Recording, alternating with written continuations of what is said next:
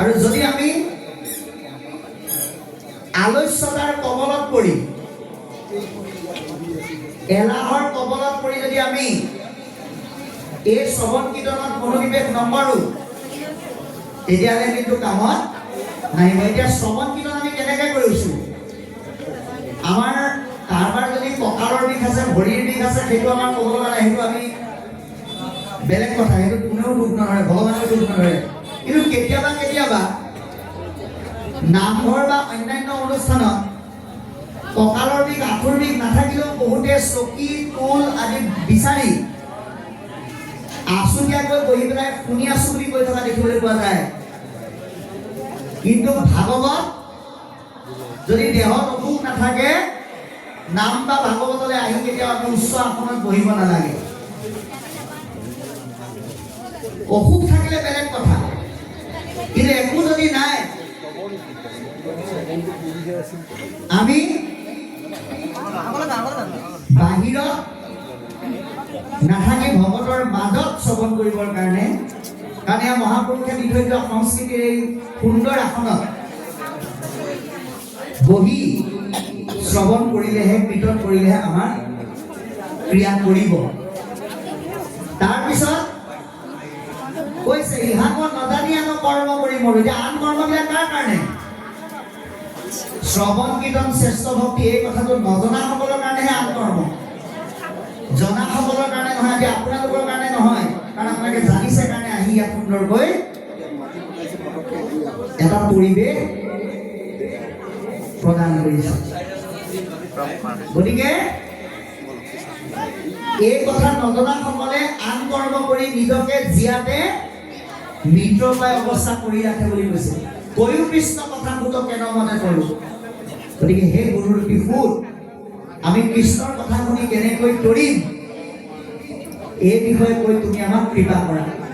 গতিকে আমি ভাগৱত শুনিবলৈ যাওঁতে নিজক প্ৰশ্ন কৰিব, 7 দিনত যদি পৰীক্ষিতে শুনি সংসাৰ কৰিব পাৰে, তেতিয়াহ'লে আজি দত্ত পৰিয়ালবৰ্গই বাপজনাকে আদি কৰি তেখেতসকলৰ নিজৰ গৃহতে পতা ভাগৱতত উপস্থিত থাকি আমি তৰণৰ পথৰ এটা ধাপ অতিক্ৰম কৰিব নোৱাৰিম কিয়?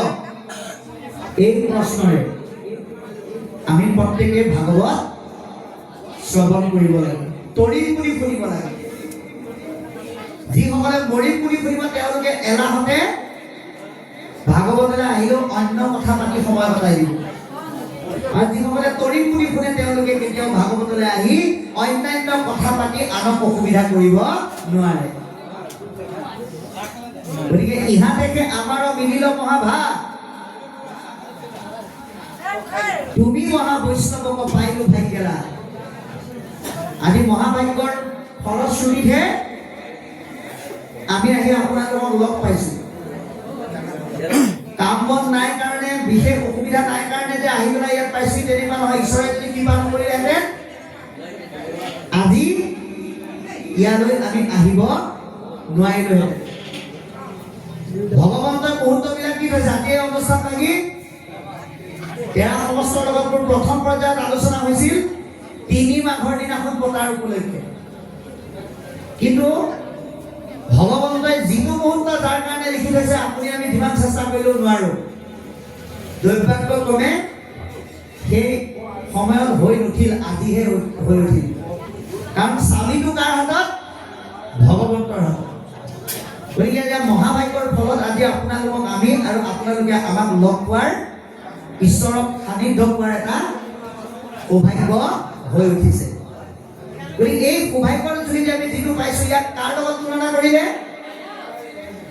যত স্বৰ্গ সুখ, যিটো মুখ্য সুখ মূল, স্বৰ্গ সুখকে আদি কৰি যিমানবিলাক সুখ আছে সেইবিলাক সুখ, আৰু আজি ভকতৰ যোগেদি আমি যিটো পালো, এই সুখ কেতিয়াও আন সুখৰ লগত তুলনা নহয়। এয়া শ্ৰেষ্ঠ সুখ, এয়া আত্মিক সুখ।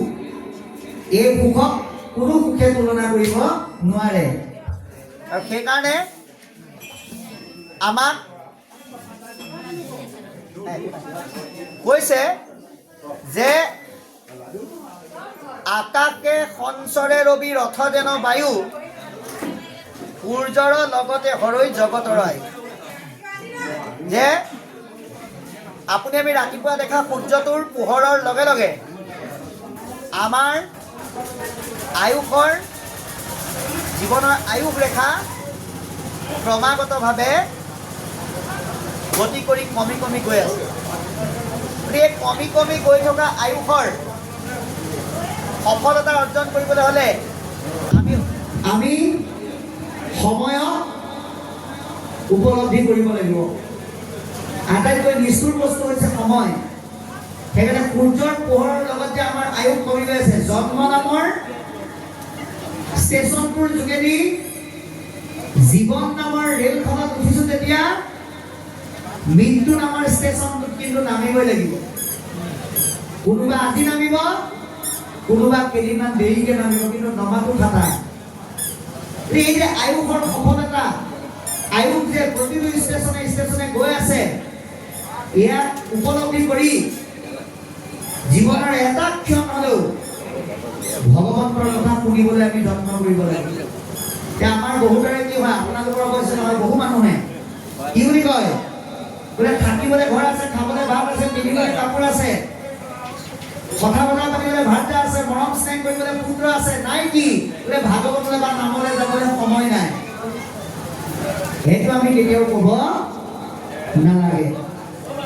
গতিকে সময়ক উপলব্ধি কৰি কৰ্মময় জীৱনৰ মাজত অকণমান সময় উলিয়াই ভাগৱতৰ কথা, ঈশ্বৰৰ কথা, সাধুৰ সংগ শুনাৰ ব্যৱস্থা কৰিব লাগে। কাৰণ কিয়, ইয়াত পদে ক'লে কৃষ্ণক অৰ্পিয়া আমি কৰো কৰ্ম যত,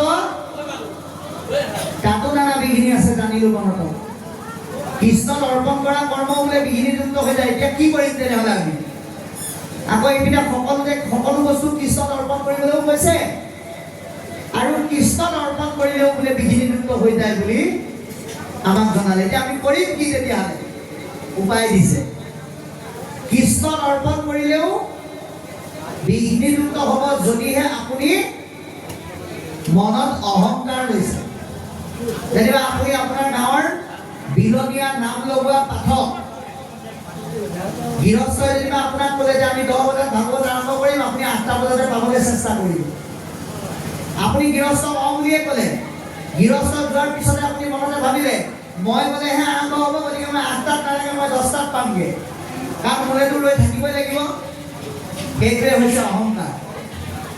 সেই অহংকাৰ আমি কেতিয়াও কৰিব নালাগে, কাৰণ এয়া আমাৰ শক্তি নহয়, বৰং ভগৱন্তই দিয়া কৃপাহে।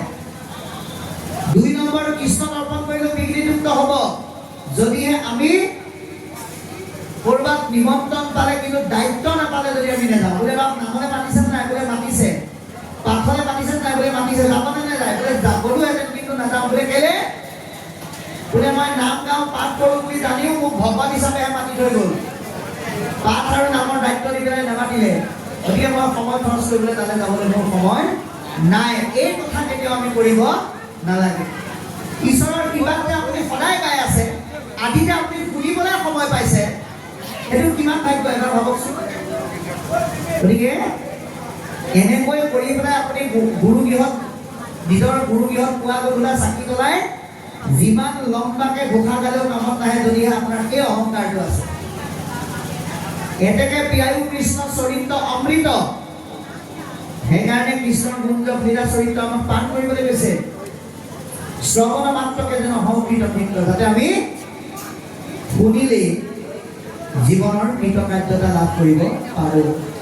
জাগ যুগ যজ্ঞ কৰি দুখ পাইনো মাত্ৰ, এতিয়া ভাগৱতে আমাক সিদ্ধান্ত দিলে, জাগ যুগ যজ্ঞ কৰিলে সুখ বিচাৰিলে দুখেই পায়। কেলে? কাৰণ ঈশ্বৰৰ নামতেই সমস্ত তপ জপ যুগ যজ্ঞ স্নান দানৰ ফল দি থোৱা আছে, আমি কোৱা নাই। দাৰ্শনিক পণ্ডিত যুগনায়ক গুৰুজনাৰ প্ৰপন্ন কৃষ্ণ পঢ়াৰ প্ৰতি মাধৱ পুৰুষে কৈছে কি বুলি? যিটো জনে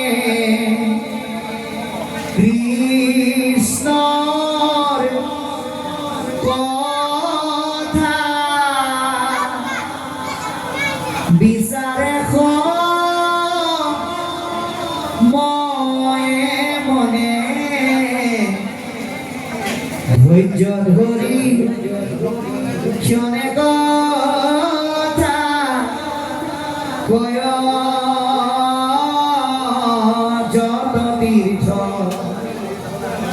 দান দেৱ পিতৃ যজ্ঞ যাগ যোগাদিৰো ফলক পায়ৰা যোগাদিৰো ফলক পায় সমস্ত ফল যদি নামতেই পায় আপোনাক যেনিবা আপোনাৰ দেউতাকে ক'লে বোলে দোকান এখনলৈ যোৱা তাৰ পৰা তুমি গজাল ব্লেড নিমখ চাবোন